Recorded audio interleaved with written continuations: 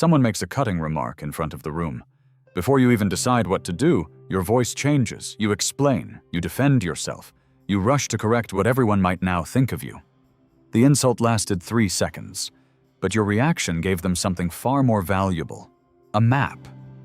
Now they know which accusation makes you panic, which silence makes you chase, and which disappointment makes you abandon your decision. This is how psychological manipulation becomes repeatable. People do not need complete control over your mind. They need only one reliable route into it. Machiavelli understood that predictable behavior creates leverage. If someone can provoke your anger, trigger your guilt, or make you beg to be understood, they do not have to overpower you.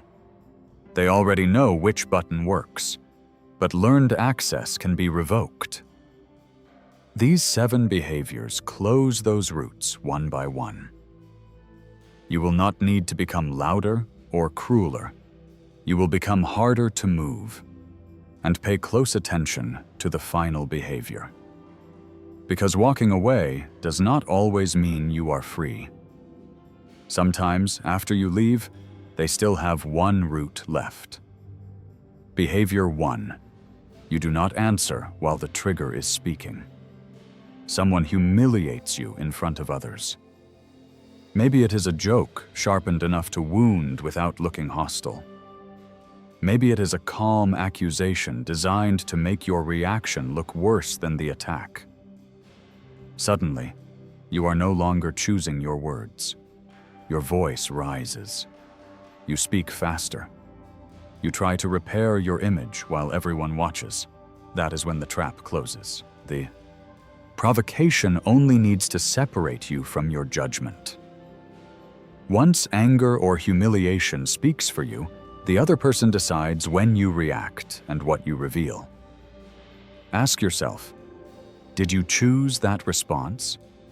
Or did they pull it out of you? This is where the first route closes. Do not answer while fear or anger is speaking for you. Refuse to let disrespect choose your response. Let the first wave pass. Keep your words out of the moment until your judgment returns. Then respond only if it strengthens your position. Name the behavior. Set the limit. Or give them nothing. The power shift is brutal. Provocation no longer guarantees access to your nervous system. They can press the old button. Nothing arrives on command. You feel the hit without surrendering your judgment. And when reaction stops working, they search for another route, through what you reveal yourself. Behavior 2. You stop giving them the map. A plan is still taking shape when you tell someone where it might fail. At first, it feels like honesty. Then, their tone changes. A private doubt becomes a joke. A confession returns during an argument. Your plan feels foolish because you exposed exactly where it was unfinished. This is the danger of speaking to relieve anxiety. You fill the silence because you fear what they think, hoping one more explanation will make you safe. Every unnecessary sentence gives them another coordinate. Whose judgment matters? What frightens you? Which accusation makes you explain? Machiavelli understood that power begins with controlling what others can reliably extract from you. Know whether your speech serves a decision or your anxiety. Say only what the decision requires. You do not have to announce every plan, fill every pause, or expose yourself because someone is waiting. Let silence remain empty. People can no longer predict which pressure will make you reveal more than you intended. The doubt they once could reach is no longer lying in the open. Their curiosity does not become your obligation to reveal. You have not become mysterious. You have become deliberate. You decide what leaves your mouth and what remains yours. You no longer explain yourself into exposure. But even a careful person can be undone by someone they desperately want to convince. Behavior 3. You stop defending yourself to someone committed to misunderstanding you. Late at night, a message arrives that twists your intention into something ugly. So you begin typing. You explain. Add context. Soften your tone. Then read it again, searching for the sentence that will make them see you clearly. But every answer creates another accusation. Every detail becomes new material. Soon, you are defending your character inside a courtroom they control.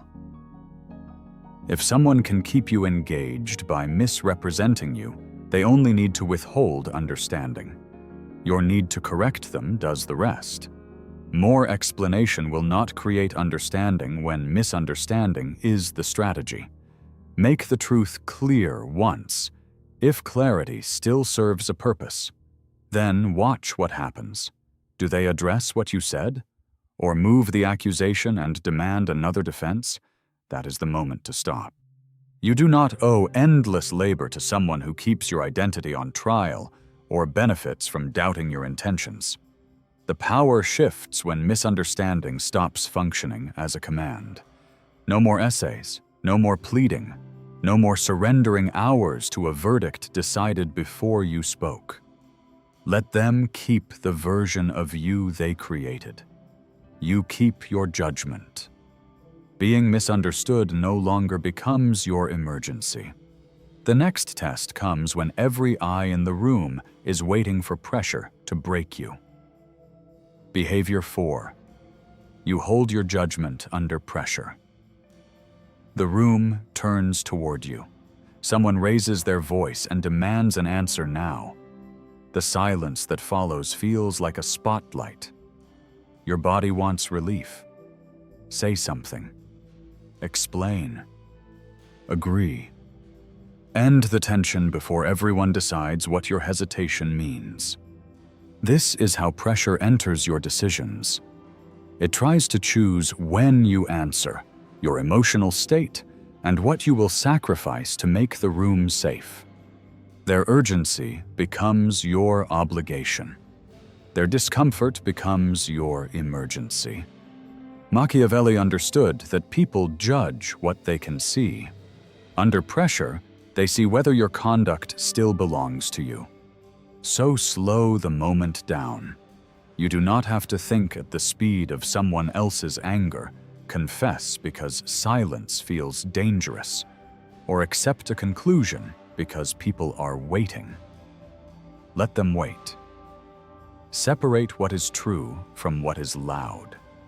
Speak when your judgment, not their panic, has chosen the words. That is when the balance shifts. A raised voice cannot set your timing. Awkwardness cannot make the decision for you. You become the one person inside the tension who can still see clearly. When pressure rises, you do not disappear from your own decision. If you are finished letting pressure speak for you, write this in the comments. The old method no longer works, but the strongest pressure rarely shouts. It enters through the fear that choosing yourself will cost you someone's approval. Behavior 5. You stop borrowing your worth.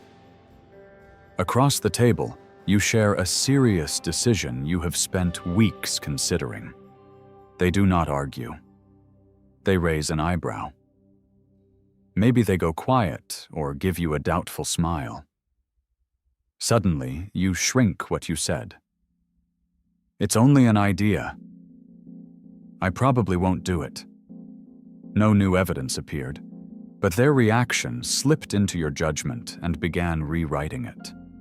If acceptance builds your confidence, disappointment can dismantle it. A colder tone becomes pressure.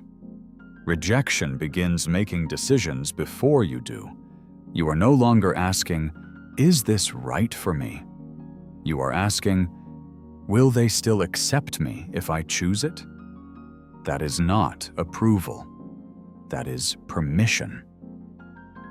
The real danger is how much of yourself you will lose to keep approval. Do not rush to repair their disappointment. Let it remain where it belongs. Ask what actually changed.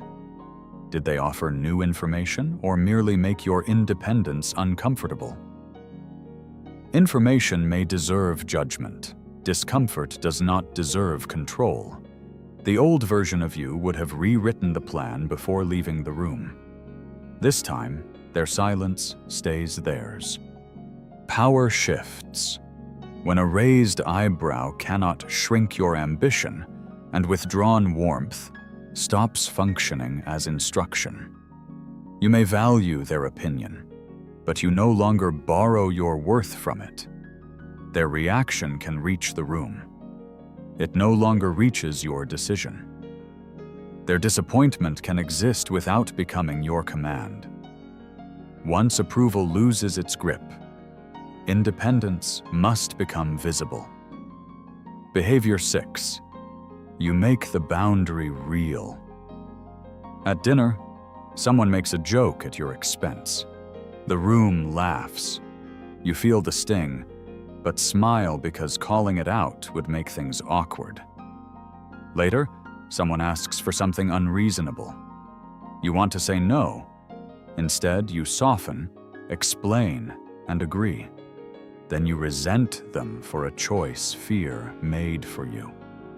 This is how a boundary disappears before it is spoken.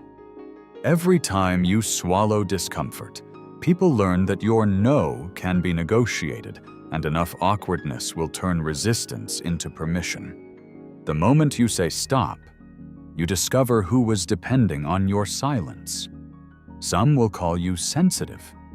Others will become angry because the access they expected is no longer automatic. Do not turn the boundary into a courtroom. Name the behavior.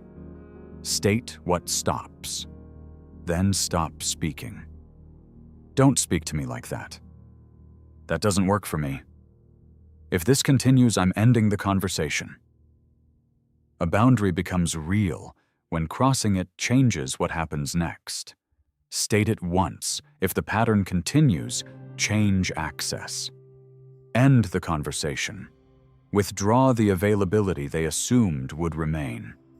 Disrespect no longer receives a smile. Pressure no longer produces an automatic yes. An apology no longer erases the consequence. Their reaction does not invalidate the boundary. It may simply reveal what your lack of one once allowed. Your boundary does not need their agreement to become real.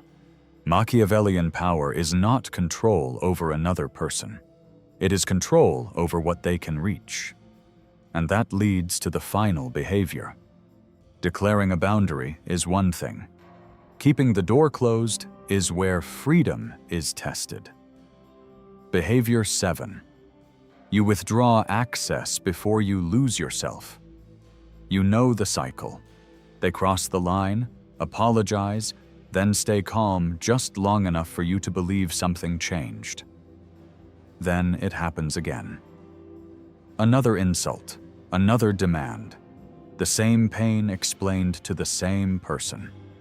You stay because you want proof they understand, and fear being called cold or selfish. So you open the door again, and the pattern learns that your boundaries expire. Some patterns do not need more explanation. They need somewhere to keep happening. Behavior 3 ended the defense. This ends access after the evidence arrives. If the boundary was clear and the pattern continues, do not hold another trial, soften the limit, or offer a conversation that restores access. Change what they can reach. Your availability, your participation, your presence. Then let the consequence speak. This is where all 7 behaviors become one. They try to provoke you. No reaction. They question your judgment. No anxious disclosure. They accuse you. No desperate defense. They withdraw approval. You do not shrink. They cross the boundary. The door does not reopen. The old sequence reaches for you and finds nothing it can command. You no longer manage their chaos or protect them from losing access to you. The old method no longer works, but one final route remains. Even after the door shuts, you may listen for panic, waiting for regret to prove leaving was right. You can leave the room and still remain trapped inside their reaction. You stop replying, but keep checking your phone. You imagine the apology and regret that will prove your boundary was justified. Without realizing it, you give them one final route into your mind. If silence only feels powerful when they suffer, their reaction still decides your state. If leaving only feels right when they chase, you are still waiting for their verdict. This is the final shift. Freedom is not making someone fear losing you. Freedom is no longer needing their fear to prove that leaving was right. Power means feeling the insult without surrendering judgment. Speaking without anxious exposure. Letting misunderstanding exist. Holding your decision under pressure. Allowing disappointment without shrinking. Setting a boundary without begging for agreement. Closing access without monitoring the consequence. You do not need to become cold. You need to become unavailable to the methods that once made your choices for you. So the next time someone presses the old button, ask yourself, am I choosing my response or showing them the route again, and then pause? Say only what the decision requires. And if the pattern continues, let the boundary change what they can reach. Name the route you are closing in the comments. And subscribe to keep exposing the patterns behind psychological manipulation. The goal was never to make them afraid of you. It was to make sure fear could no longer make your decisions for you.